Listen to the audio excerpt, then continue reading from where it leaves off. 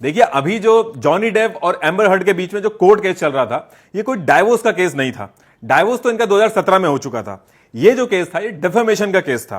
लेकिन डेफेमेशन के केस तो सेलिब्रिटीज आए दिन करते रहते हैं। तो इस डेफेमेशन केस में ऐसा क्या था जो पूरा वर्ल्ड इसकी बात कर रहा था, और इस डेफेमेशन केस का इनके पुराने डाइवोर्स केस से क्या लिंक था, और यूके के केस से क्या रिलेशन था, ये सारी चीजें डिटेल में डिस्कस करते हैं। देखिए, इससे पहले कि हम आगे बढ़े, बात कर लेते हैं हमारे वीडियो के स्पॉन्सर टिकरटेप की। टिकरटेप एक इन्वेस्टमेंट एनालिसिस प्लेटफॉर्म है स्टॉक्स और म्यूचुअल फंड्स के लिए। जैसा कि आप जानते हो, स्टॉक मार्केट में काफी गिरावट आई है, और आप ये टिकरटेप मार्केट मूड इंडेक्स पर भी देख सकते हो कि मार्केट फियर जोन में है। मार्केट का सेंटीमेंट क्या है जानना बहुत ही ज्यादा जरूरी है इन्वेस्टमेंट करने से पहले। जस्ट बिकॉज मार्केट में गिरावट आई है और स्टॉक सस्ते हो गए हैं, इसका मतलब यह नहीं है कि आप किसी भी स्टॉक में इन्वेस्ट कर दो। अगर आपको ऐसे ही लार्ज कैप कंपनीज ढूंढनी है जिसका डेट यानी कि कर्ज कम है और पीई रेशियो में 20 से भी कम है और जो अच्छा डिविडेंड भी दे रहा है, इसके लिए आपको जाना होगा टिकरटेप की ऐप पे, जो कि मैंने लिंक डिस्क्रिप्शन में दे दिया है। इधर आपको स्टॉक स्क्रीनर पर जाकर लार्ज कैप सेलेक्ट करना होगा, पीई रेशियो में 0 से 20 डाल देते हैं और ऐड फिल्टर को सेलेक्ट करते हैं, और इधर फाइनेंशियल रेशियो में डेट टू इक्विटी सेलेक्ट करते हैं और वैल्यूएशन में डिविडेंड यील्ड सेलेक्ट करते हैं। तो ये वो लिस्ट है जो लार्ज कैप कंपनीज हैं जिनका पीई रेशियो 20 से भी कम है और जिसको आप डिविडेंड यील्ड या डेट टू इक्विटी रेशियो से भी सॉर्ट आउट कर सकते हो। इसके अलावा 250 प्लस फिल्टर्स हैं टिकरटेप ऐप पे, जो आप यूज करके अच्छे स्टॉक सेलेक्ट कर सकते हो, और इसको यूज करना बिल्कुल फ्री है। टिकरटेप ऐप का लिंक मैंने डिस्क्रिप्शन में दे दिया है। तो टॉपिक पे वापस आते हैं। देखिए, सबसे पहली चीज तो यह है कि डेफेमेशन होता क्या है। डेफेमेशन का मतलब है कि झूठ बोल के किसी की रेपुटेशन गिराना। अगर वो बात सच है तो ये कोई डेफेमेशन का केस नहीं बनता, बल्कि एक सच है, और अगर वो बात झूठी निकलती है तो कोर्ट के अंदर ये डेफेमेशन का केस बनता है। आप लोगों ने भी बहुत बार सुना होगा कि एक आदमी ने 1 करोड़ या फिर 2 करोड़ का मानहानि का दावा कर दिया। तो इन सारी चीजों में पैसे का क्या लेना देना होता है। आप मान लो कि मेरी एक कॉफी की शॉप है और बहुत ही अच्छी चल रही है और महीने का 2 लाख रुपए मैं उससे कमा रहा हूं। एक दिन कोई आता है और कहता है कि ये जो कॉफी बना रहा है, इसमें एक ऐसी चीज मिलाता है जिससे हेल्थ पे असर पड़ता है। अब जो मेरी 2 लाख की सेल है महीने की, वो 1 लाख हो जाती है। तो किसी एक आदमी के बोलने से मेरा 1 लाख रुपए का नुकसान हो गया। तो इस तरह से कोई फ्रीडम ऑफ स्पीच का गलत इस्तेमाल ना करे।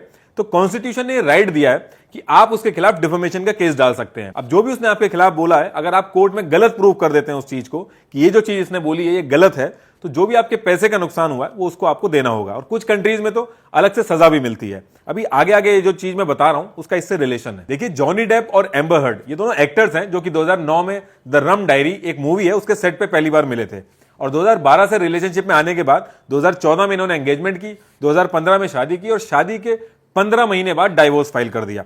2017 में ये लोग अलग हो गए। ये जो डिटेल्स मैं दे रहा हूं आपको, ये जब इन्होंने डाइवोर्स फाइल किया था उसमें इन्होंने कोर्ट को ये सारी डिटेल्स दी थी डेट वाइज। लेकिन जो डाइवोर्स हुआ था इतनी आसानी से नहीं हुआ था। एम्बर हर्ड ने कोर्ट में एलिगेशंस लगाए थे कि जॉनी डेप इनके साथ वायलेंस करते हैं और ज्यादातर नशे की हालत में रहते हैं। वहीं जॉनी डेप का कहना था कि इनको मेरे पैसों में से शेयर्स चाहिए, इस वजह से मुझ पर ये आरोप लगाए जा रहे हैं। तो ये केस आगे चलता है और डाइवोर्स सेटलमेंट के लिए जॉनी डेप को आखिरी में $7 मिलियन देने पड़ते हैं। ये केस खत्म होने के बाद मीडिया में काफी बातें चलने लगी कि एम्बर हर्ड एक छोटी सी एक्ट्रेस थी, पहले सपोर्टिंग रोल में आती थी, लेकिन जॉनी डेप से मिलने के बाद ये एक लीड एक्ट्रेस बन गई और अब इनको $7 मिलियन भी मिल गए।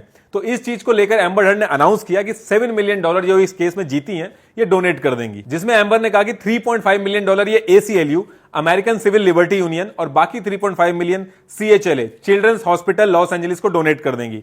जॉनी डेप ने कहा कि डायरेक्ट एनजीओ के अकाउंट में पैसा ट्रांसफर कर देंगे, जिसके लिए एम्बर हर्ड ने मना कर दिया कि इससे इनको टैक्स बेनिफिट मिलेगा, जो कि ये नहीं चाहती हैं। 2017 में जो डाइवोर्स का केस होता है खत्म हो जाता है और एम्बर हर्ड इलॉन मस्क को डेट करने लगती है और दोनों अलग हो जाते हैं। और इस केस में एक बहुत इंपॉर्टेंट एग्रीमेंट साइन होता है जिसमें यह मेंशन होता है कि दोनों में से कोई भी डायरेक्टली, इनडायरेक्टली, रिटर्न या फिर वर्बली इस रिलेशन या एक दूसरे के बारे में कुछ भी नहीं बोल सकते। 2018 में यूके के अंदर एक न्यूज एजेंसी है, न्यूज ग्रुप न्यूज़पेपर, जो कि द सन की पब्लिशर है, इसने एक आर्टिकल पब्लिश किया कि जेके रोलिंग कैसे एक वाइफ बीटर को अपनी फिल्म फैंटास्टिक बीस्ट में कास्ट कर सकती है।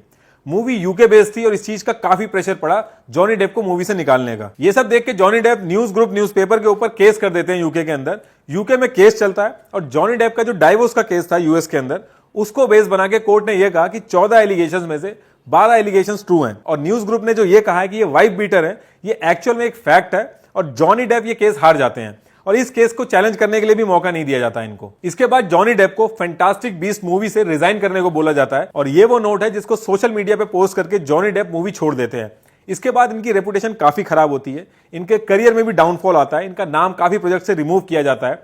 देखा जाए तो जॉनी डेप कोर्ट में बार बार हार रहे थे। देखिए, अब मैं जिस पोस्ट के बारे में बात करने जा रहा हूं, इस पूरी कंट्रोवर्सी की जड़ है वो दिसंबर 2018 में वॉशिंगटन पोस्ट ने एक ऑपेड पब्लिश किया जो कि एम्बर हर्ड ने लिखा था। देखिए, जैसे न्यूज़पेपर के सीनियर एडिटर्स और पब्लिशर्स होते हैं जो कि एडिटोरियल लिखते हैं, ऐसे ही ओपेड होता है। बस ओपेड में इंडिविजुअल्स अपने थॉट लिखते हैं, इसमें न्यूज एजेंसी के व्यूज नहीं होते हैं, इनके रिपोर्टर्स इन्वॉल्व नहीं होते हैं। इसमें एम्बर हर्ड ने लिखा कि मैंने वायलेंस के अगेंस्ट स्टैंड लिया और सोसाइटी का प्रेशर झेला, जो कि अब चेंज होना चाहिए।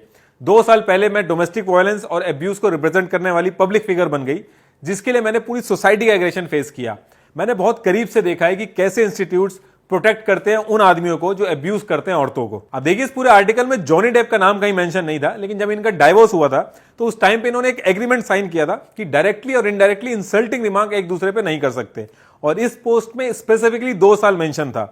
2 साल ये वही टाइम था जब एम्बर हर्ड ने डाइवोर्स फाइल किया था। जिस तरह से लिखा गया था, कोई भी आइडिया लगा सकता था कि जॉनी डेप की बात हो रही है, क्योंकि एम्बर हर्ड की खाली एक ही शादी हुई थी, उनकी 2-3 शादियां नहीं हुई थी। और जैसे ही आर्टिकल पब्लिश हुआ 2019 में वर्जीनिया के कोर्ट में जॉनी डेप ने केस फाइल कर दिया। वर्जीनिया में इसलिए किया क्योंकि वॉशिंगटन पोस्ट का जो सर्वर है वो वर्जीनिया में बेस्ड था। इस केस में जॉनी डेप ने एम्बर हर्ड को एक्यूज किया कि इस आर्टिकल की वजह से उनकी इमेज स्पॉइल हुई है और कई प्रोजेक्ट जैसे कि फैंटास्टिक बीस्ट और पायरेट्स ऑफ द कैरिबियन जैसे बड़ी मूवी से हाथ धोना पड़ा है, और $50 मिलियन का डैमेज क्लेम किया। जैसे ही जॉनी डेप ने एम्बर हर्ड के ऊपर $50 मिलियन का केस डाला डिफेमेशन का, एम्बर हर्ड ने भी $100 मिलियन का केस डाल दिया जॉनी डेप के ऊपर। अब आप कहोगे कि जॉनी डेप ने तो वॉशिंगटन पोस्ट था, उसमें जो आर्टिकल था उसकी वजह से डिफेमेशन केस डाला, ये एम्बर हर्ड ने $100 मिलियन का केस किस वजह से डाल दिया? देखिए, जॉनी डेप के लॉयर ने 3 स्टेटमेंट दिए थे जो कि डेली मेल एक न्यूज़पेपर है जिसमें पब्लिश हुए थे, जिसमें इन्होंने कहा था कि एम्बर हर्ड और उनके फ्रेंड ने फेक वायलेंस के केस लगाए हैं अपने फायदे के लिए। ट्विटर पे भी एक पिटीशन चला जिसमें एम्बर हर्ड को एक्वामैन मूवी से निकालने की मुहिम चली, उसका ब्लेम भी एम्बर ने जॉनी डेप के ऊपर ही डाला। इस चीज को बेस बना के $100 मिलियन का डिफेमेशन केस डाला एम्बर हर्ड ने जॉनी डेप के ऊपर। देखिए, अब आप सोच रहे होंगे कि एम्बर हर्ड ने अचानक से वॉशिंगटन पोस्ट के अंदर यह आर्टिकल क्यों लिखा। तो ये ऐसे ही आर्टिकल नहीं लिखा था, ये बहुत ही सोच समझ के एम्बर हर्ड ने आर्टिकल लिखा था। देखिए, जैसा कि मैंने पहले बताया था कि जब एम्बर हर्ड का डाइवोर्स हुआ था तो $7 मिलियन में सेटलमेंट हुआ था, और ये $7 मिलियन एम्बर हर्ड ने कहा था कि ये 2 चैरिटीज ACLU और CHLA को डोनेट करेंगी। जब ये अनाउंसमेंट एम्बर हर्ड ने की तो ACLU ने एम्बर हर्ड को अपना वुमेन राइट का एम्बेसडर बना दिया। और ये जो वॉशिंगटन पोस्ट का आर्टिकल था जिसकी वजह से इतनी बड़ी कंट्रोवर्सी हुई, ये बाद में पता चलता है कि एम्बर हर्ड ने लिखा ही नहीं था, ये ACLU ने लिखवाया था। रॉबिन, जो कि कम्युनिकेशन स्ट्रेटेजिस्ट है ACLU में, इन्होंने इस आर्टिकल का पहला ड्राफ्ट नवंबर 2018 में बनाया था। उसके बाद एम्बर हर्ड की लीगल टीम ने इसको दोबारा चेक किया, कुछ एडिट्स किया और इसको फाइनलाइज किया। और ऐसा करने से ACLU और एम्बर हर्ड दोनों का फायदा होना था। इस आर्टिकल के थ्रू ACLU अपने एम्बेसडर की एक पॉजिटिव इमेज बूस्ट करके अपना फायदा करवाना चाह रहा था, और वहीं दूसरी तरफ एम्बर हर्ड अपनी मूवी एक्वामैन के आने से पहले एक हाइप बनाना चाहती थी। तो एक तरह से म्यूचुअल बेनिफिट डील थी। इनफैक्ट एम्बर हर्ड ने ACLU को रिक्वेस्ट करके इस आर्टिकल की पब्लिशिंग डेट एक्वामैन की रिलीज डेट के जितने पास हो सके उतना पास करने को कहा। ACLU और एम्बर दोनों को डर इसलिए नहीं लग रहा था क्योंकि Johnny Depp back to back court में इनके सामने केस हार रहे थे। ये केस जब स्टार्ट हुआ तो जॉनी डेप के जो लॉयर थे उनको कोर्ट ने हटा दिया था, क्योंकि कुछ एग्रीमेंट थे जो कि पब्लिक नहीं करने थे, लेकिन उनके लॉयर ने पब्लिक कर दिए थे। उनकी जगह आई थी कैमिली, जिनकी क्रॉस एग्जामिनेशन बहुत ज्यादा वायरल हुई, इनके वीडियो बहुत वायरल हुए। ये केस इतना हाई प्रोफाइल था कि रेड बबल और STC जैसी कंपनी थी, इन्होंने प्रॉपर मर्चेंडाइज लॉन्च की, इनकी सेल आसमान छू रही थी। जब ये केस स्टार्ट हुआ तो सबसे पहला डिस्कशन यही हुआ कि $7 मिलियन जो सेटलमेंट के जॉनी डेप ने दिए थे उसका हुआ क्या।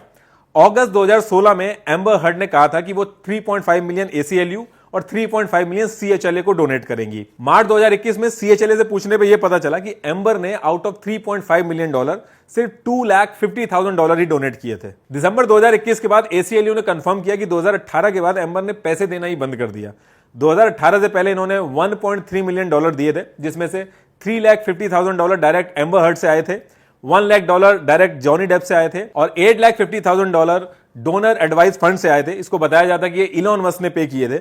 इसको लेके इलॉन ने ट्वीट भी किया था, और ईमेल लीक होने पे ये भी पता चला कि इलॉन ने मीटिंग की थी ACLU से। और जब ये सारी चीजें कोर्ट में सामने आई तो एम्बर हर्ड ने कहा कि जॉनी डेप के केस की वजह से ये $6 मिलियन फीस दे चुकी हैं अभी तक, इसलिए बाकी पेमेंट नहीं दे पाई हैं। इसके बाद जॉनी डेप की टीम ने एम्बर हर्ड की जो गर्लफ्रेंड थी तस्या वैन, उसका केस भी उठाया, जहां पे एम्बर हर्ड अरेस्ट हुई थी फिजिकल असॉल्ट करने की वजह से। लेकिन इसको एम्बर हर्ड और उनकी गर्लफ्रेंड दोनों ने मना कर दिया कि वो एक मिसअंडरस्टैंडिंग थी। इसके बाद जॉनी डेप ने बताया कि 2015 में जब ये ऑस्ट्रेलिया में थे तो इनके लॉयर ने एक एग्रीमेंट बनाया था कि अगर डाइवोर्स होता है दोनों के बीच में तो पैसे किस तरीके से मैनेज होंगे। और ये बात एम्बर को इतनी ज्यादा बुरी लग गई कि एम्बर ने इनके ऊपर बॉटल फेंक के मारी जिससे जॉनी डेप की फिंगर कट गई। इसके बाद एम्बर हर्ड की रिकॉर्डिंग सामने आई जिसमें उन्होंने एक्सेप्ट किया कि उन्होंने जॉनी डेप को हिट किया है। ये इमेज में लगा दे रहा हूं, आप पॉज करके पढ़ लीजिएगा। वहीं एम्बर हर्ड ने कहा कि 2013 में पहली बार इनके साथ वायलेंस हुआ जब उन्होंने जॉनी डेप के टैटू का मजाक उड़ाया था। जॉनी एकदम ड्रंक थे और ये बात उनको इतनी बुरी लग गई कि उन्होंने वायलेंस किया उनके साथ।